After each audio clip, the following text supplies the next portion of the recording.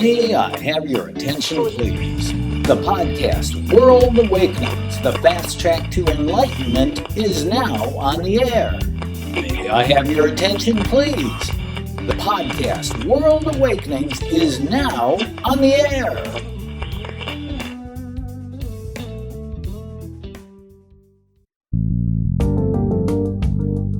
This is World Awakenings, the fast track to enlightenment with your host, Carl Gruber.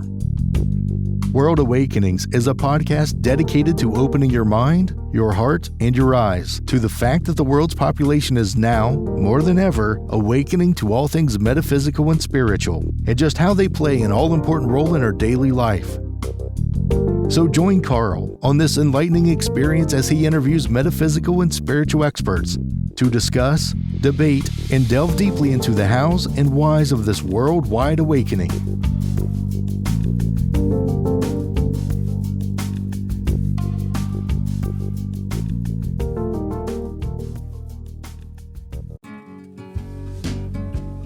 We welcome you to the World Awakenings podcast. Before we start, we'd like to tell you about a special ebook written by the show's host, Carl Gruber. The 3 Pillars, a simple 3-step process to manifest positive and permanent change in your life. The concise 32-page 3 Pillars ebook will teach you how to become a successful and consistent co-creator of your life path with the law of attraction. Yes, you can manifest the life you truly desire, and the ebook is absolutely free. Simply go to Carl's website, carlgruberlifecoach.com. That's KARLGRUBER lifecoach.com. Click on the header title About Me and get the free download today. Carl Gruber's free ebook, The 3 Pillars, will positively change your life. Hey, it's time for yet another awesome episode of World Awakenings, a fast track to enlightenment with me, your host, Carl Gruber. And this is the show who asks the question, why now more than ever are the people of the world awakening to all things spiritual, metaphysical, and enlightening?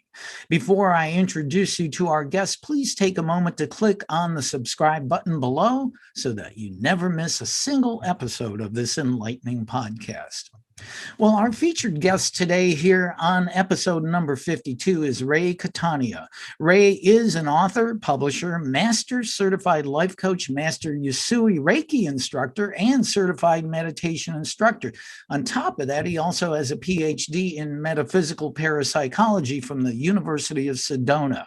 In 2020, Ray published the first book of his 3-part awakening series, The Atheist and the Afterlife, an autobiography, a true story of inspiration, transformation, and the pursuit of enlightenment. And this book is a true story of his own spiritual enlightenment. And Ray, welcome to World Awakenings. Thank you so much for taking the time to be on the show.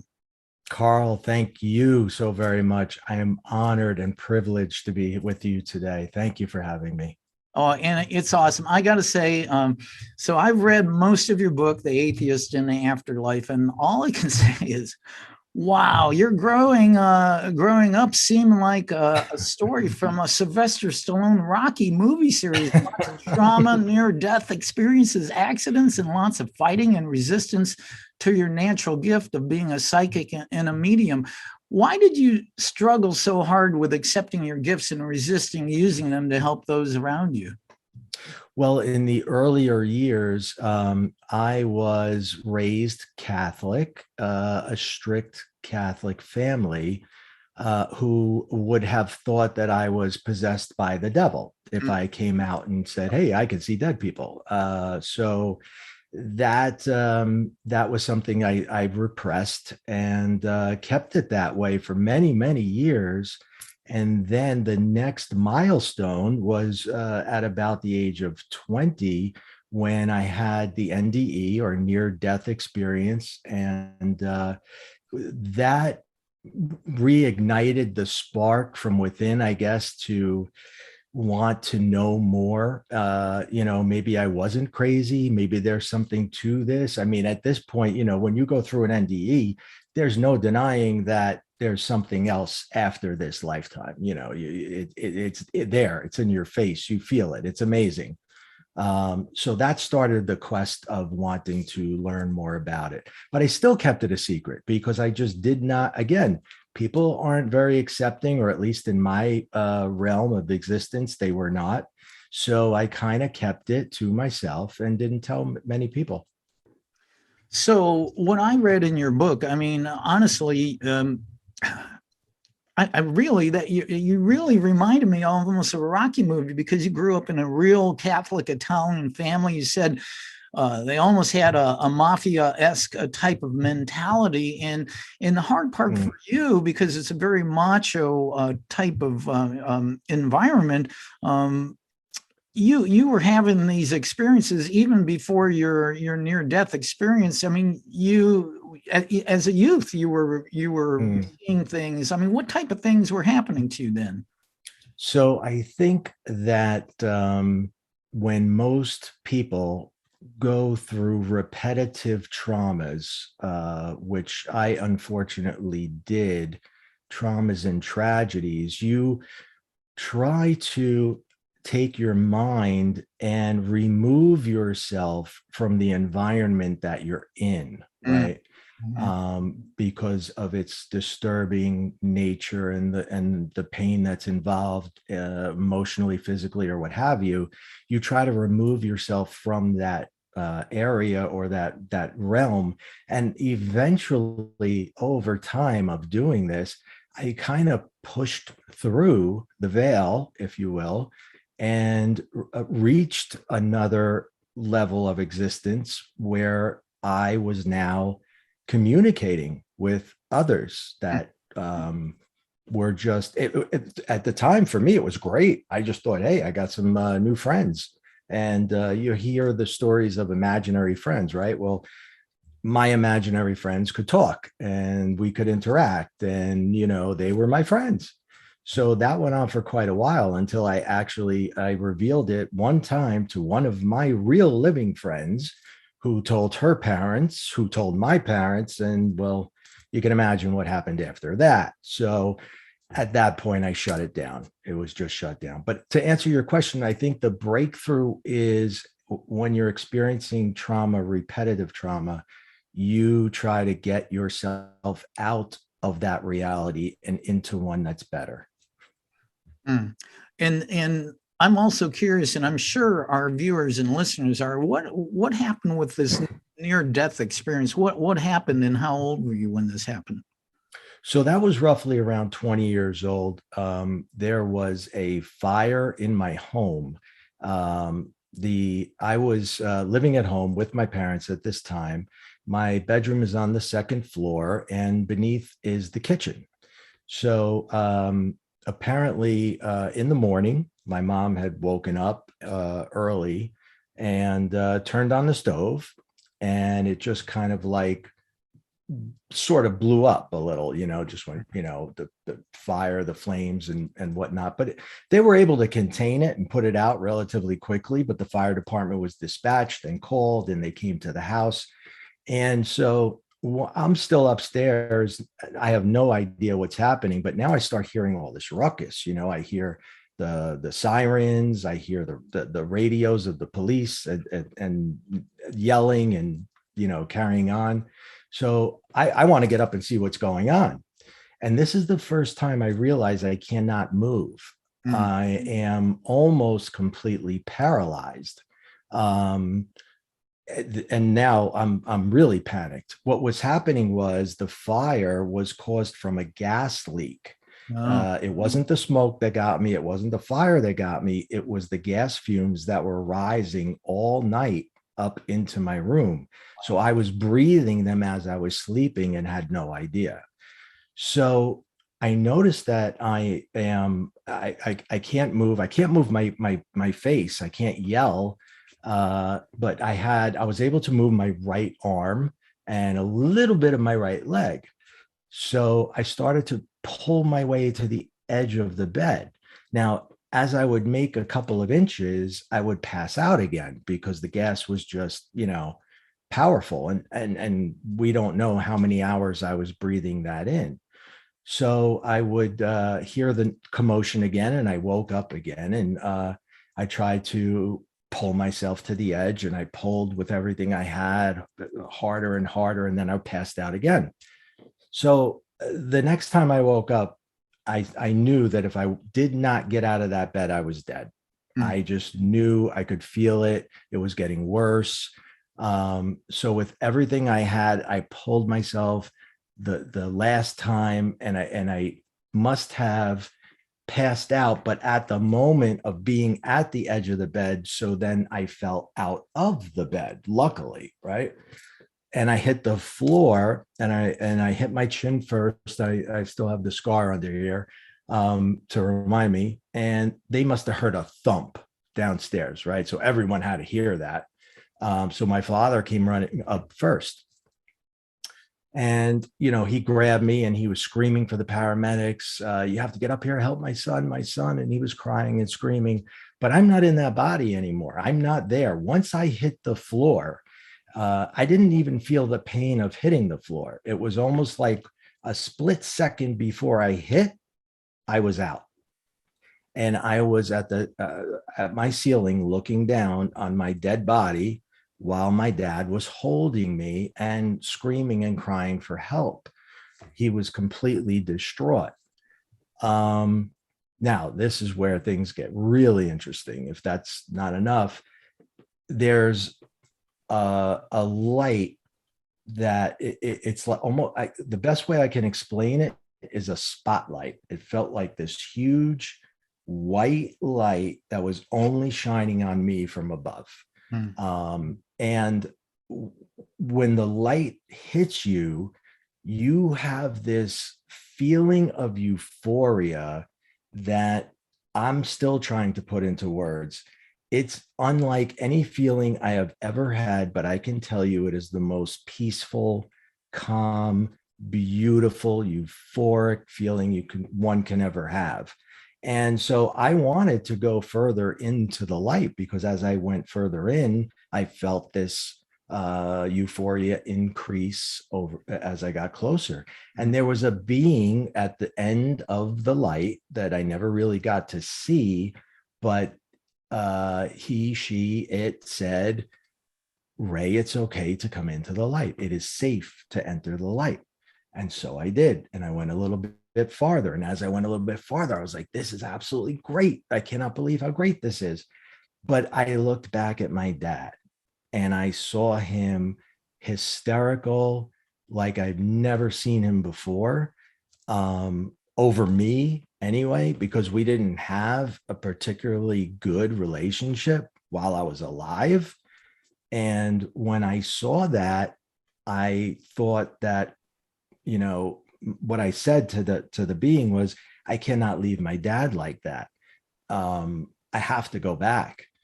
And the reason I think I did it, I look at it now, the reason I think I did it was in the hopes that, okay, he really does love me. And when I go back, we're going to have this bonding. We're going to have this relationship over that. And unfortunately, that never occurred. Things just went back to status quo. But that was the reason I had come back. And when I awoke, I was no longer in my dad's arms. I wasn't even in that room anymore. I woke up, I was on the living room floor downstairs, and the paramedics had all their tools, equipment, and paddles and whatever else they were using. And they were just frantically talking to one another. And I'm like, guys, I'm fine. I feel great, because I still had that euphoria flowing through my whole body. So I really honestly did feel great. And I had looked down to assess myself, and I was wet. When the body dies, you can't hold in urine or anything else for that matter. So that all comes out. And I'm embarrassed, and I'm like, I'm sorry. I don't know what happened, but did you guys see the light? Did you hear the voice? Did you see that light? Wasn't that amazing? And now I noticed that they're looking at me like, maybe we need to bring him to a different hospital. And so I shut up again. I got that feeling like, I better not say what happened. Let me just let them do their thing. They brought me to the hospital. There was a long period of time when my mother did not acknowledge this event as actually happening. It wasn't until I wrote the book and she read it that she actually told me about the incident and the things that I didn't know. Apparently, when I was in the ambulance, she was not allowed in. She was in the police car and they were driving her with the sirens. What was happening was the ambulance would pull over. I don't know how many times she said, maybe 3 or 4. And she was like, well, what's going on? Why are we pulling over? Why are we pulling over? And they would just say they're working on him. Everything's fine. They're working on him. If an ambulance pulls over, it's because they need to take the paddles and they don't want to hit the wrong person if they get a bump, right? So obviously I had a couple more deaths on the way to the hospital, but I don't remember them. I only remember the one where I was in the room and the light and the being at the end of the light, who I hope to meet again one day. Long story short, I got to the hospital, and like I said, I came out of it feeling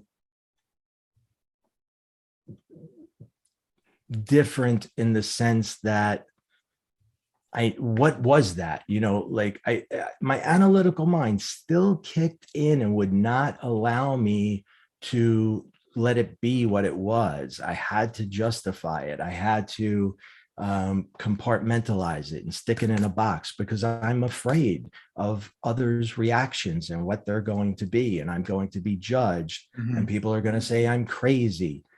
Because that's the way it was. If you spoke to dead people, you were the devil. That's the way it's written. So I figured, well, here's the thing: the white light. Maybe I fell in front of a window on what was probably a sunny day, and I inhaled gas fumes all night long. So maybe I was high from the fumes, and it made me hallucinate, and blah blah blah blah blah. I explained it away. Yeah, you're trying to justify things. Yeah.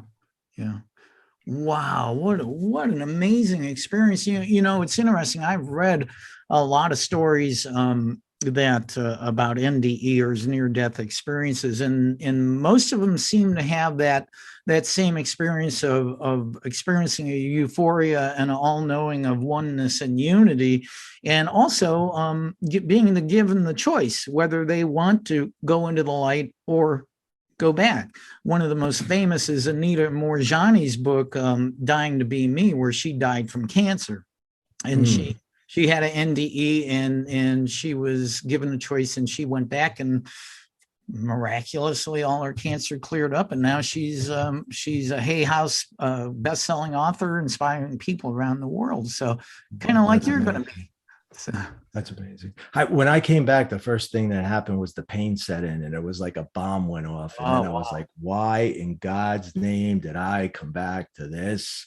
I had it so good over there. It felt great. There was no pain, no worry, no nothing. What the hell did I do? I made the wrong mistake. I wanted a do-over. I wanted to get back to the light.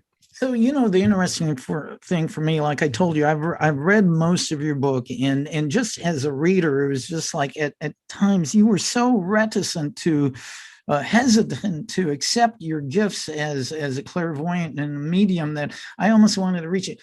Come on, Ray, will you accept it? Come on, do this. But you finally did. And it wasn't that long ago, because, in the book, you're talking about 2019, just a couple of years ago. So it's only been the last couple of years where you've really totally opened up and accepted everything. That's right. So there was a long period of time.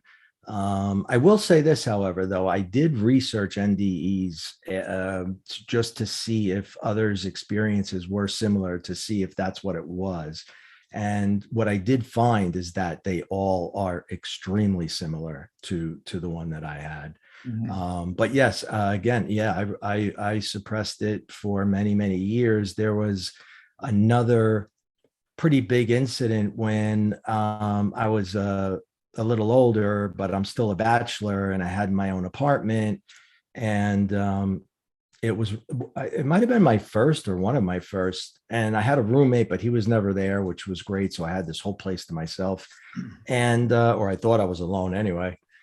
And things started to, happen that were very much out of the ordinary. I would see the shooting line and feel like I'm being looked at. You know how you just get that feeling and you're like, is somebody there?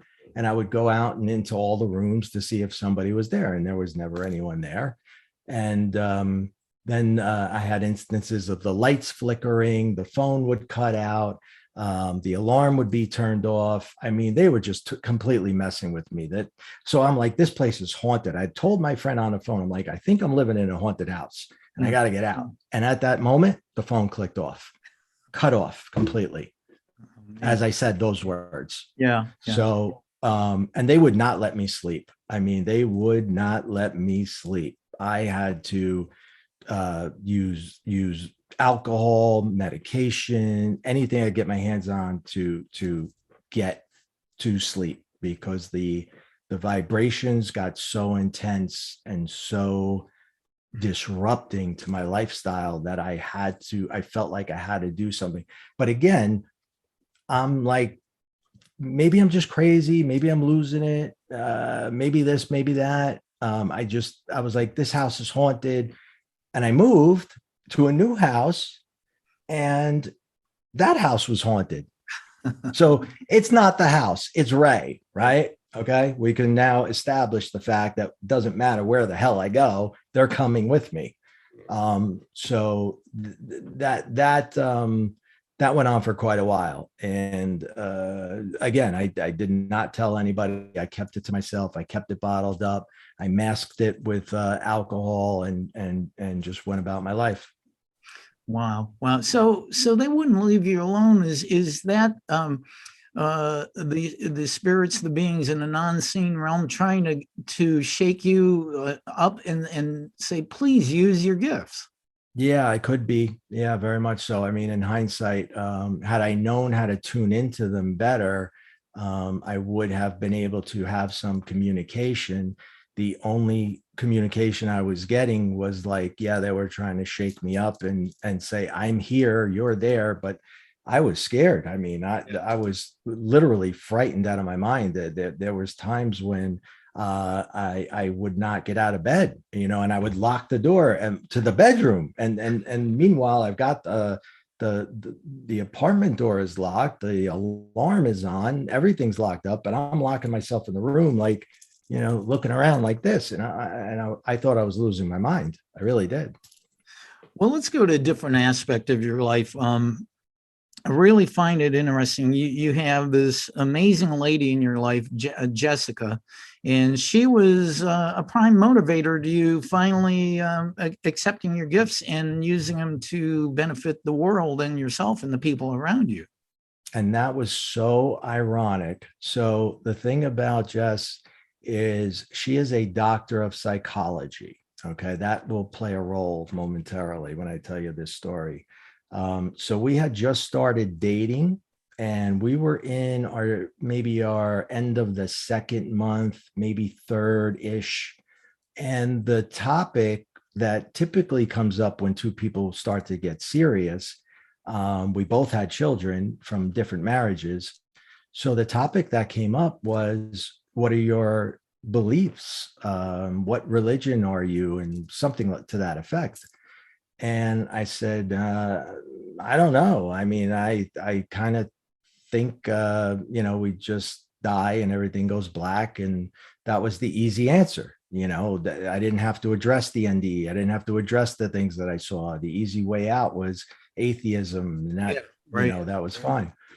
So I said, well, how about you? And, she had told me she was raised Catholic, but she was much more spiritual. And she started to tell me a little bit about spirituality. And I'm like, oh my God, is this girl a kook? I mean, I really, I don't know any of this now. The terminology, I don't understand anything. So I'm starting to think, something's a little off. She says, listen, here's what I'm going to do for your birthday. I'm going to buy you a spiritual clearing. Okay. Sounds great. will there be cake? So it didn't faze me because I don't think that's a thing, and I don't expect anything to come of it. And, but I was just, I was like, okay. So the woman who was doing the process, she called me on the phone, the energy healer, and she explained to me what would happen at my job. And now I'm still at my full-time day job. I'm a vice president of a company. She's like, don't make any appointments today.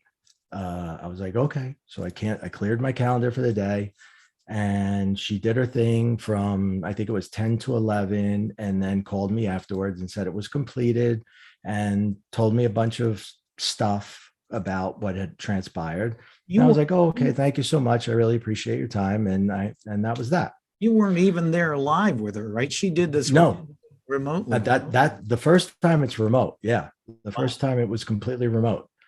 And she said, you might feel a little off for the next couple of days, just if you do, don't worry about it. Just give me a call if it gets too bad. And I'm like, whatever, sure.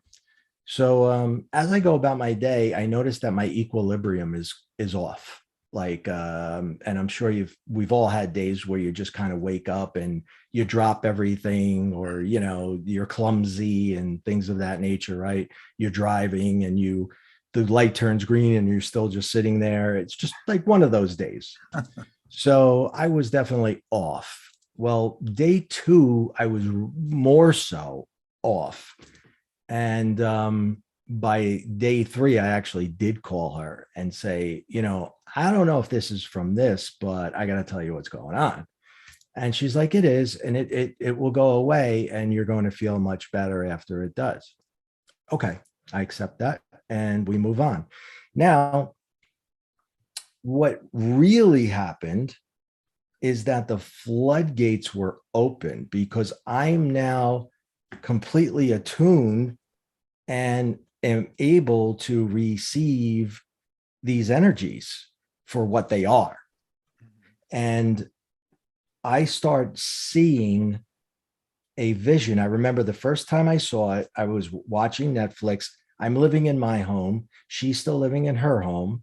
And she's, I'm watching Netflix. And you know how you click the channel and you're looking for something to watch, and your mind is just a little like not really focused on anything. It's kind of like an altered state, a little bit of an altered state. And what I saw was, I see a movie screen. This is how I always see my things, my premonitions or visits. And there was a man on the screen, and he would get up, his back was to me, and he would turn his head to the left and look at me. And he would always say the same thing. It has a curse word. Is that okay on the? Yeah, it's all good. Or you want me? Okay. He turns to me and he says, I fucked up. I made a mistake. You can help her. I cannot. I have no idea what this means. I have no idea what I'm looking at. But the interesting thing is, on the movie screen is Jessica to my left, and they're both looking down at something that I can't see, but Jess is really scared of it, whatever it is. It's horrific to her. Her face was just like, scared is putting it mildly. So it ends. It's about an 8-second video loop, I wound up calling it. And I go back to watching Netflix, and it interrupts me again. And I try to watch, and it interrupts me again. Now, it comes and goes throughout the day, but it's getting more and more often. It's getting more and more vivid. I see the man. I sort of hear the man, if you will. Not with my eyes, right? And this is all telepathic. I'm not using my eyes or ears. It's just all sixth sense related. But I'm seeing it so often that the second day turned into the third day. And by the end of the third day, I remember the final straw. I was at the counter at CVS and I was paying for something, and I just froze because I'm seeing this. I'm watching the movie over and over, and I want to know what they're looking at. And the lady's like, sir, are you okay? And I looked at her, and for the first time I said, no, I don't think I am. But I handed her my credit card. She rang me up, and I got to the car, And I saw it 2 more times walking to the car. And I'm like, okay, this is it. I cannot take this anymore. Here's the thing. If I am crazy, I need to know. The last thing I want to do is call Jessica and say, hey, hon, I see things that I don't know what they are. And they talk to me, and, she's going to run for the hills. I'm thinking, right? She's a doctor of psychology. I led with that. Her medical background is going to be, this guy's Looney Tunes. I never want to see you again. And, go get some help and have a nice life. But that's not what happens. When I tell her, her response is, oh, do you think it's my dad? And I said, what? The man that you see all the time, is that my dad?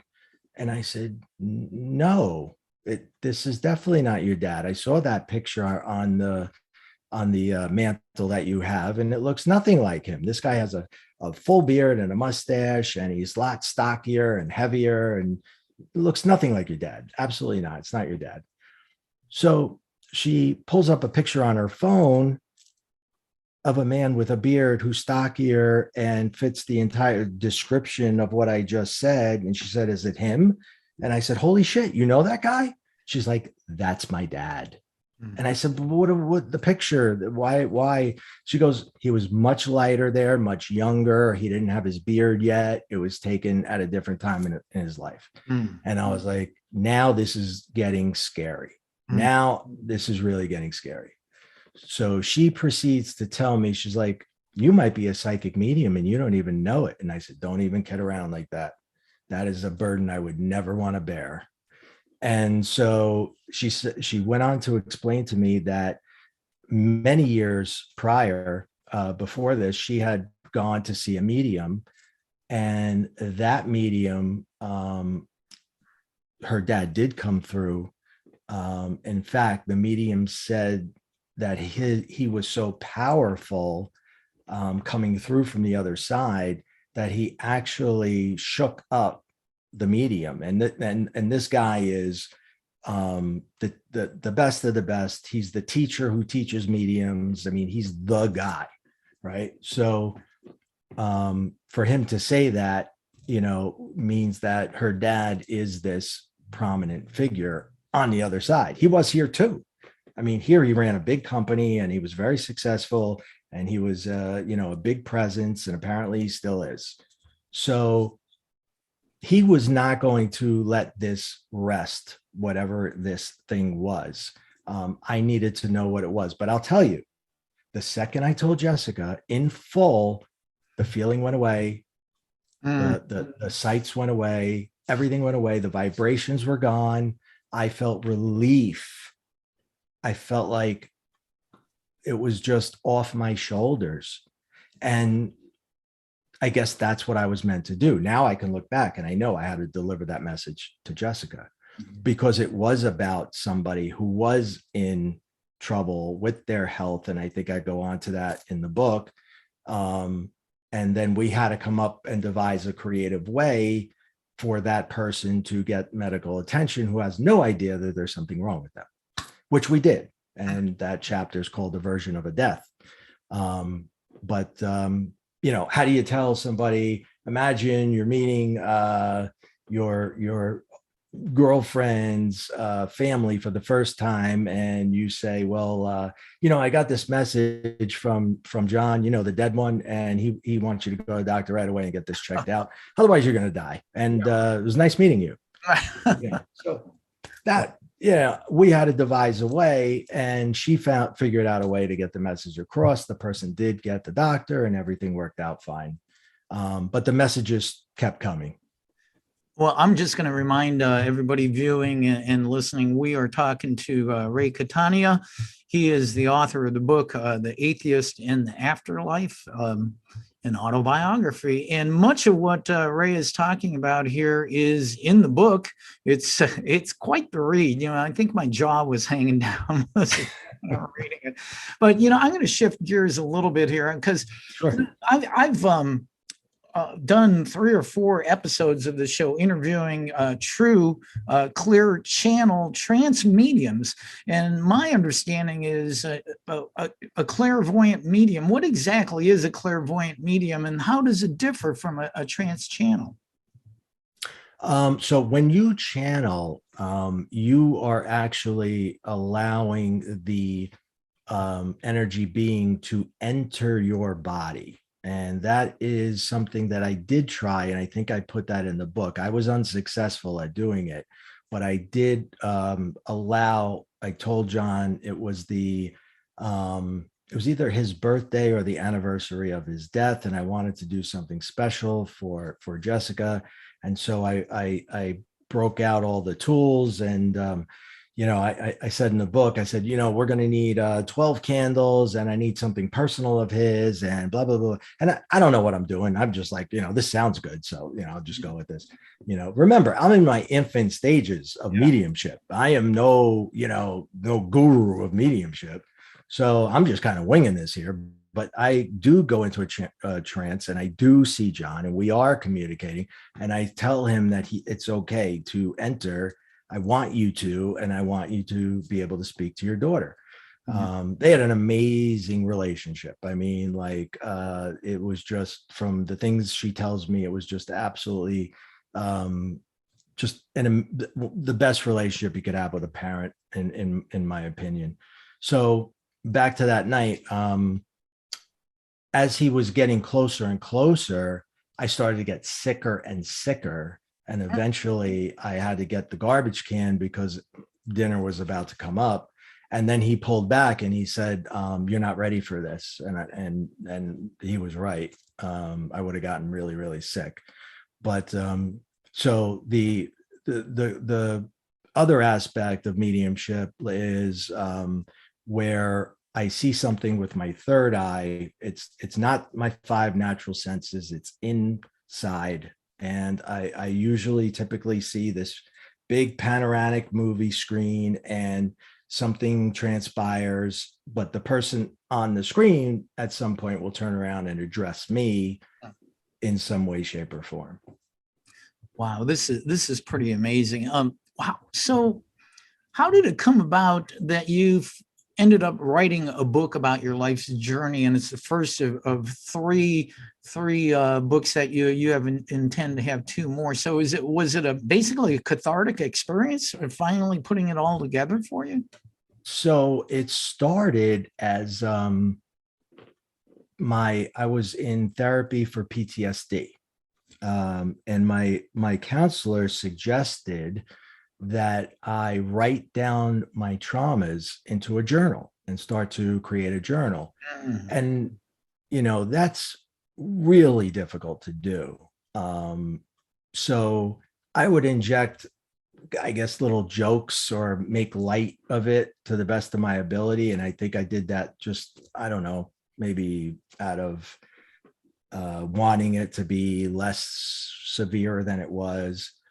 And I started to share them, with Jessica, and she would read it and she's like, this is amazing stuff here. You have to publish this. And I'm like, publish this? This is my most private shit. Publish it. She goes, you don't understand. I'm a psychologist. People will read this and it will help them.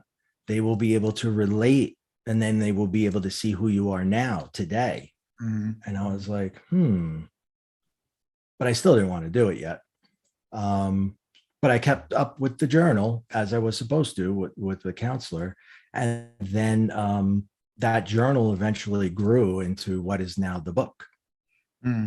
Wow. Boy, and the second one has a similar basis. It's journal and substance as well. Yeah. And then there's a third one beyond that. I love that. I can't wait to that too. The third one has not even a page written, but the second one is in editing, and hopefully it'll be out in March.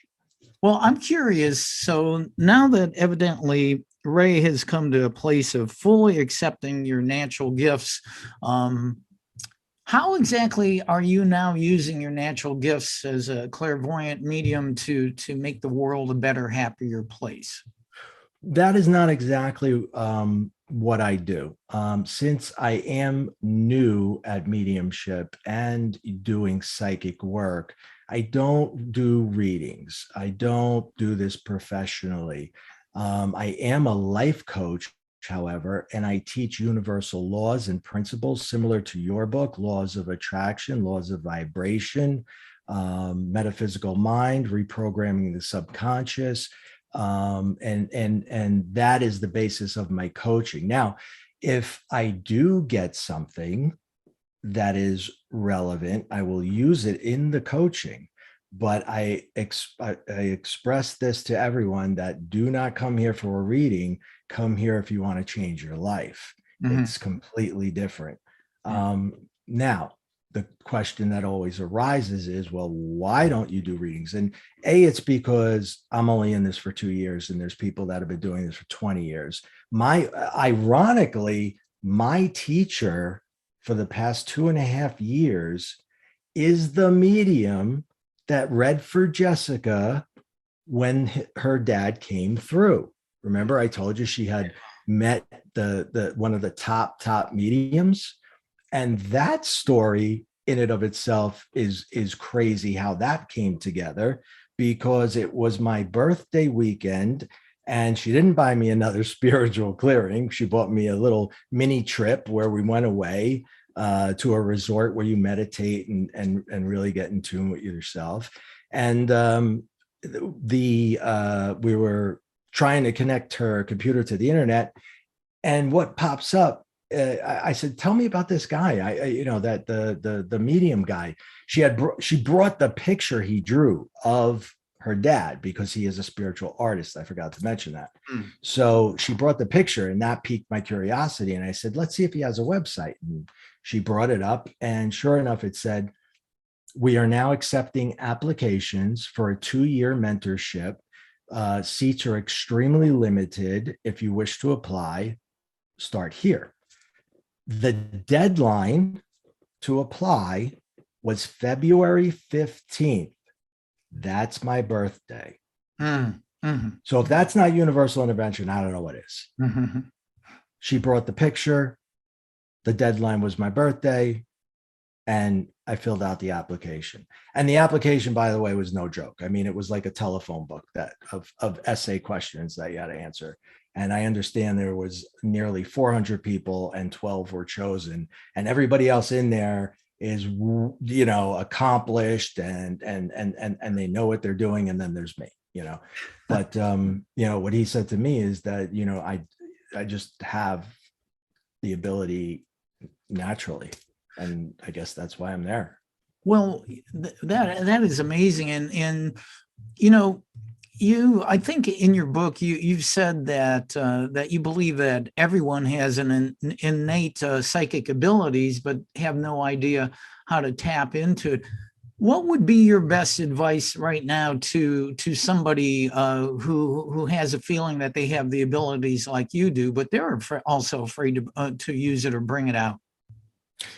Well, if they're afraid, let me tell you how I would do it if they're not afraid and they come to me and they want to do it, and then we'll backtrack.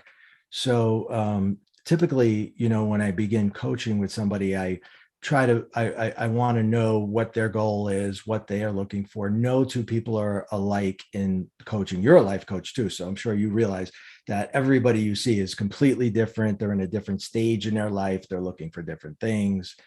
But one of the easiest ways that I have found for someone who's a newbie that wants to use their sixth sense, I start with meditation for manifestation. That is a very specific meditation where you are actually, I give you the words to say, so you don't have to be completely blank and do the more intense meditation where you're trying to clear all thought. That's not what we're doing. What we're doing is we're getting you in touch with the universal structure, with the universal collective. And that's the first part of meditation. And I tell you what to say to do that. And then we go through a process of chanting, and then we go to the manifestation, which, since all people not only have this ability, but they are a part of God, and God is a part of them. And I'm referring to God, the universe, whatever word, the creator, whatever you wish to use. Jesus told us that. Buddha told us that. I didn't make it up. And you are therefore partners with God, and you can create together. But you have to know how to ask or tell what you want. And it has to be done in a certain way, because they don't speak English. They don't speak French. They don't speak Spanish. So you have to tell it in vibrations and visuals. That the visual gets translated to a vibration, and that is what they can grasp onto. And once you do that, the universe is going to, as you know, the universe is going to start to move things around to make it be so. And so that's the very beginning of using their sixth sense. And they usually get a quick manifestation reward from this. And after that, they're pumped, and they want to go to the next level. That's a great explanation. It's interesting. A few episodes ago, I had a law of attraction teacher, master teacher, and she created a 40-day manifestation workbook. And of her own accord, she mailed me one. And I actually just today, I finished the 40th day of, get up and write, what do I appreciate, love, and appreciate today? And then what I would like to, wouldn't it be nice if, it's interesting. It doesn't, I think that as practitioners as life coaches, law of attraction, we're also, we're not just teachers, we are practitioners. We do it on a daily basis. It doesn't matter what level you're at. You need to keep doing it, and it reaffirms. And as you see things manifest, because everything is energy and you put it out there to the universe, man, that beautiful explanation. Thank you for that, Ray. That was great. Awesome. And then when they have their first hit, when I started this, and I was taught from my mentor, he said, give it 90 days. And I've got folks coming back in like 2 weeks. And some of them do it with little silly things, and some of them do it with really big things. But they're getting it quickly, and they're realizing how tapped in they really are and how much power they really have. Mm-hmm. And that's amazing for me to watch. It really touches me. I'm just amazed. I really can't encourage people enough that they should read your book, The Atheist in the Afterlife, and autobiography. It's amazing because how far you've come in such a short time after a life of basically denying, and now you're just blossoming beautifully. And it's just awesome. It really is. Thank you. I am going to ask you the podcast's main question. So why now, more than ever, do you think that the people of the world are awakening to all things enlightening, metaphysical, and spiritual? Why now? Why now? That is, I think that if you go way back in time, you will find that it was very prevalent back then. And then we went through this period of materialism where we learned how to make things, build things, capitalism. And, there's nothing wrong with any of these things, making money, getting involved in acquiring more goods. And our focus was less on happiness derived from spirituality, and it was more derived from instant gratification. Mm-hmm. And when you go out and buy yourself that fancy new car that you always wanted, how long do you drive it before it's no longer making you happy? So people are starting to realize that the instant gratification isn't what it's all about. And the more people that come out, like you and me and others that are putting out these books and trying to change the world one person at a time, it's catching on. They are understanding it. And I know, like, some of the people, when I begin coaching them, they're still in that material world. And, and I watch them transition to what's really important, like telling your loved ones you love them every single day when you end the conversation, because you may go out and not come back. God knows I did it enough times. I had so many brushes with death. I make sure I don't care. We could be in a fight. Jess and I could be in a literal fight, and I'm storming out the door. But before I go, I'm going to say, I love you. And then I close the door just in case I don't come back. Seriously. So priorities are shifting, and it's good. It's really good, because the fancy car, the watches, this, the that, there's nothing wrong with it if you can afford it. That's phenomenal. Bless you. But don't make that the highlight of your life. Make your spirituality and your connection to others the highlight of your life. And when you do that and you accomplish it and you get a grip on that, you can get that watch anytime you want, or the car, or anything else for that matter. And when you know you can have it and it's always there, you probably don't want it anymore. Maybe you do. Well, we've been talking to Ray Catania. Not only is he a clairvoyant medium, he is a life coach, Reiki master, and a PhD in metaphysical parapsychology. That is just awesome. We're literally are watching this man blossom and become a beautiful ray of light in the world. And thank you for coming on World Awakenings. Ray, how do people get a hold of you? You have a website. What is the URL? I do. Limitlesspublications.com. That is the primary website. From there, you can navigate to the book, or you can go off into the coaching section. Everything starts with limitlesspublications.com. That is just incredible.